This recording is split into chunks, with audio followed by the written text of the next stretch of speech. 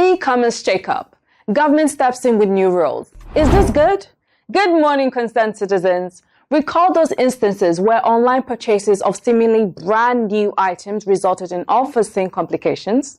The current unregulated nature of e-commerce in Nigeria may soon undergo a transformation.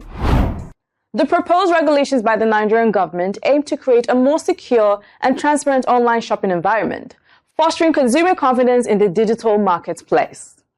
These new regulations aim to be like a bouncer for the online marketplace, kicking out the fake players and ensuring a safer, more trustworthy experience for everyone. This could be a significant boon for established players like Konga. Konga has consistently built its brand around trust and reliability, prioritizing transparency in product descriptions, seller information, and return policies. These new regulations essentially codify many of the practices that Konga has already championed. The bill is sponsored by the Ministry of Communications, Innovation and Digital Economy, and currently going through public engagement phase according to the ministry. This means e-commerce platforms must clearly explain all transaction detail, payment methods, return or cancellation policies to consumers, clearer info about the stuff they're selling, proper return policies, and maybe even some online shopping insurance, like a charm against getting scammed. So buckle up and hit subscribe because we're going to unpack this whole e-commerce regulation gist. Here's a breakdown of the potential impacts. Increase consumer confidence. Clearer information about sellers, products, and return policies can lead to a more trusting online shopping environment. No more wondering if that iPhone 15 you ordered online is actually a fancy calculator. The new bill wants online stores to be upfront about everything they're selling, with clear descriptions and proper return policies. This means you can shop online with the same confidence you used to bargain at Balogun Market. Well, almost. More people trusting online stores means more people buying online, and that's good news for the whole e-commerce economy. Improved business practices. Regulations can compel e-commerce platforms to operate more professionally, with standardized practices for customer service, dispute resolution, and data protection. You no longer have to beg online sellers to respond to your messages, and getting a refund will feel like pulling a teeth. This can attract more established businesses to the sector, fostering healthy competition. Formalization of the informal sector. Many small, informal businesses operate online. Regulations could encourage them to formalize their operations to comply, potentially increasing tax revenue for the government.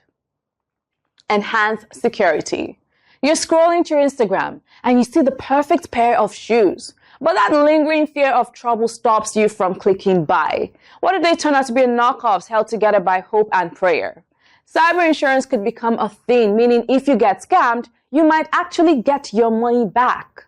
More people feeling secure online could lead to a boom in the whole e-commerce business, which is good news for everyone. However, the initiative is fraught with some uncertainties. Effectiveness of regulations. The effectiveness of the regulations will depend on NITDA's ability to enforce them efficiently. Poor enforcement could render them ineffective. Impact on prices. While regulations aim to protect consumers, overly stringent requirements could add costs that inflate prices. Balancing consumer protection with affordability will be crucial. Taxation. The potential introduction of new taxes on e-commerce could dampen consumer enthusiasm and hinder market growth. Carefully designed tax structure would be necessary.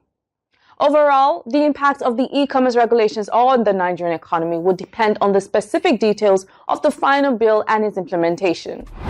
The key is finding the balance. Protection for shoppers serves to eliminate online fraud, but not so much red tape that it kills the whole online market. This way, everyone wins. You get your dream gadget, businesses thrive, and the economy gets a boost. Talking of regulations on Nigerian businesses, the federal government is considering a temporary suspension of the sugar tax.